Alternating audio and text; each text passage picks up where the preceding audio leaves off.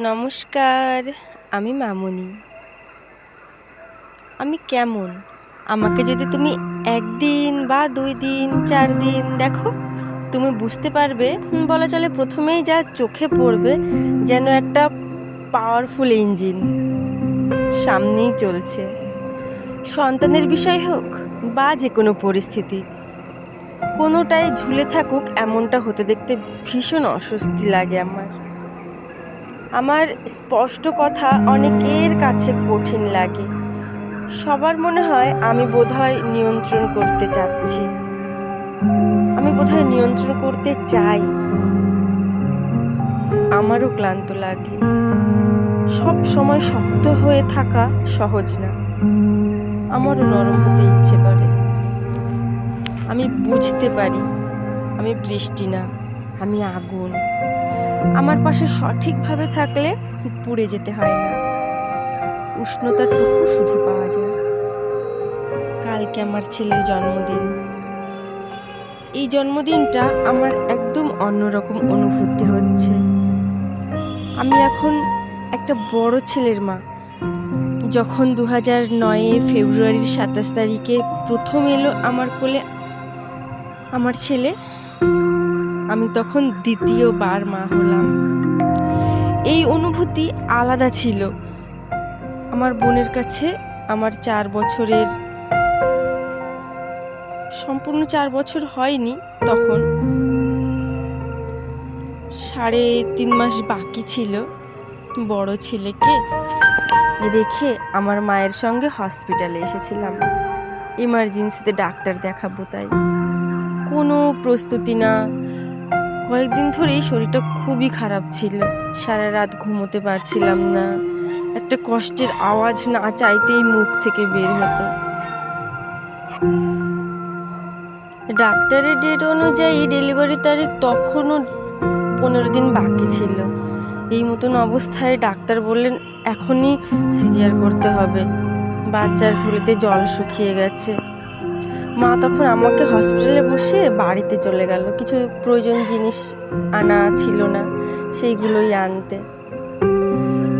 আমি আমার জন্য চিন্তা করছিলাম না তখন। হসপিটালে বসে বসে শুধু আমার মনে পড়ছিল সম্রাটের কথা, আমার বড় ছেলে, 3.5 বছরের ছেলে, কি করছে মাসির কাছে। সকালে স্নানও করা হয়নি, সেই মতন অবস্থায় ওকে আমি রেখে হসপিটালে চলে এসেছিলাম মায়ের সাথে।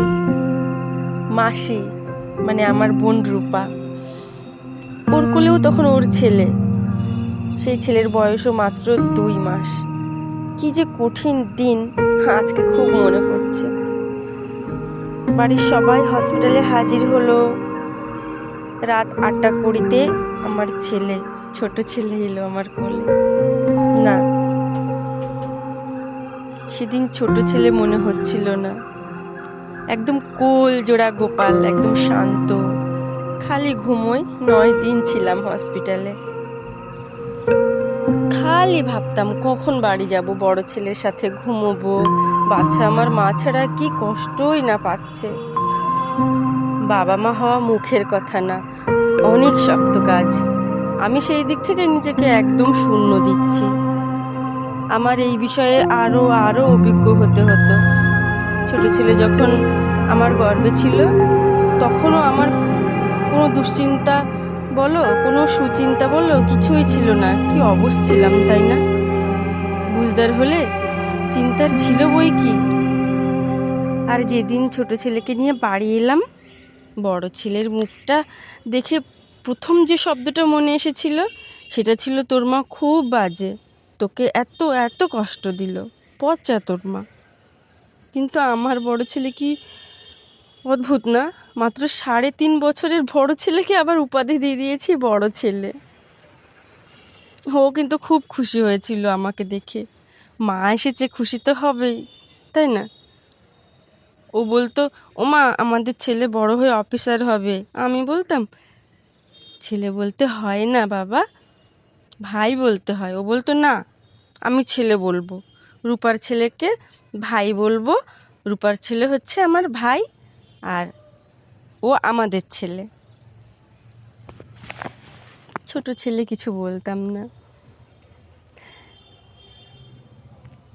আরও 3টে মাস অনেক কথা বলেছিল, পরে বলবো একদিন। একদিন ঠিক বলবো, সব বলবো। এরপর আমি এত এত কিছু শিখেছি, বুঝেছি, তা পৃথিবীর কোনো শিক্ষক বা কোনো বই থেকে কেউ শিখতে পারতো না। জীবনের সিদ্ধান্ত একদম বদলে গেল, সব কিছু বদলে গেল। আমি টুনটুনি পাখি, আর আমার ছেলে টুনটুনি পাখির ছানা। আমি আগাগোড়া একটা সিদ্ধান্ত নিয়েছি, আমার ছানা যখন উঠতে শিখবে, আমার তরফ থেকে ওর ছুটি। আমার মা ডাক শোনার স্বাদ আমার ছানা মিটিয়েছে। আমার এই ডাক কাছে থাকলেও কানে বাজবে, আর দূরে থাকলেও। আমি পাখি খুব ভালোবাসি, ওদের ডানা ভালোবাসি, ওদের সম্পর্ক ভালোবাসি। আমার মনে হয় একজন মেয়ে মানুষের জীবনসঙ্গী শুধুমাত্র সে নিজেই, আর ভাগ্য ভালো হলে স্বামী। দ্বিতীয় অপশানটা সবার থাকে না। কেউ অবিবাহিত, অথবা কেউ ভুল জীবনসঙ্গী পেয়েছে, বা কারো স্বামী এই পৃথিবীকে ছেড়ে, তাকে ছেড়ে স্বর্গবাসী হয়েছে। তাই প্রথম অপশানটা, ওটাই 99% মানুষের সাথে যায়। এখন আমার কথা বলি। আমি শাশুড়ি মা, শ্বশুর মশাই কিছু পাইনি, শ্বশুর ঘরও পাইনি। তাই হয়তো তোমরা বলবে এই কারণেই আমি পাখি হয়ে গেছি, ভাবতে পারছি। তাহলে শোনো, আমি সত্যিই পাইনি এত সব, কিন্তু আমার মা পেয়েছিল। আমার মায়ের সেকালে খুব ধুমধাম করে বিয়ে হয়েছিল, জানো তো। বাবার 4টে ভাই আর 4টে বোন ছিল। সেই সূত্রে মা কিন্তু পেল 4টে দেওর আর 4টে ননদ। কিন্তু মাকে কখনো দেখিনি, শুনিনি দেওর ননদ বলতে। মা কাকাদের ভাই বলে, আর পিসিদের নাম ধরে ডাকে। শুধু বড় পিসিকে বড় দিদি বলে ডাকে।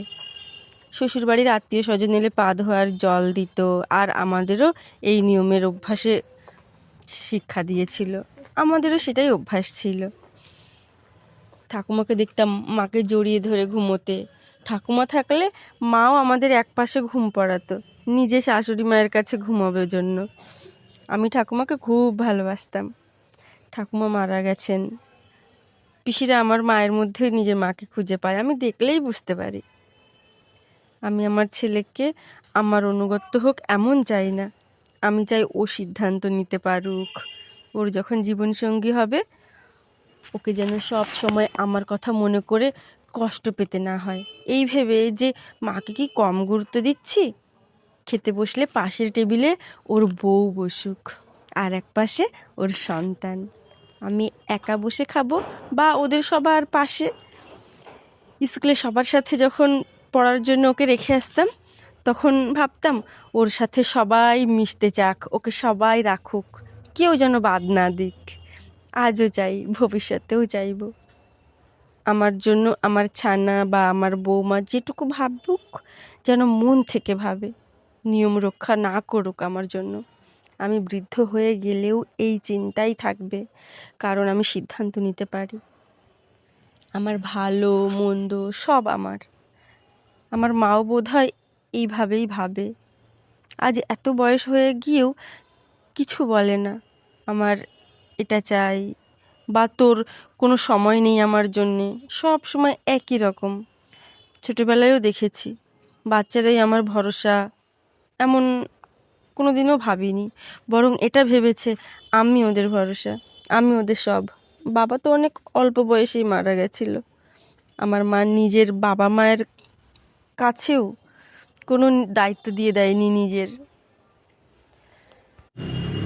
নিজেই নিয়েছে নিজের দায়িত্ব। আজও মা আছে মায়ের জন্য, তাই আমিও মায়ের মতন হতে চাই। আর ভগবানের কাছে প্রার্থনা করি, ভগবান তুমি প্রীতমকে মানুষ করো, টাকা পয়সা ধন প্রয়োজন যতটুকু ওইটুকু দিও, মনুষ্যত্ব দিও।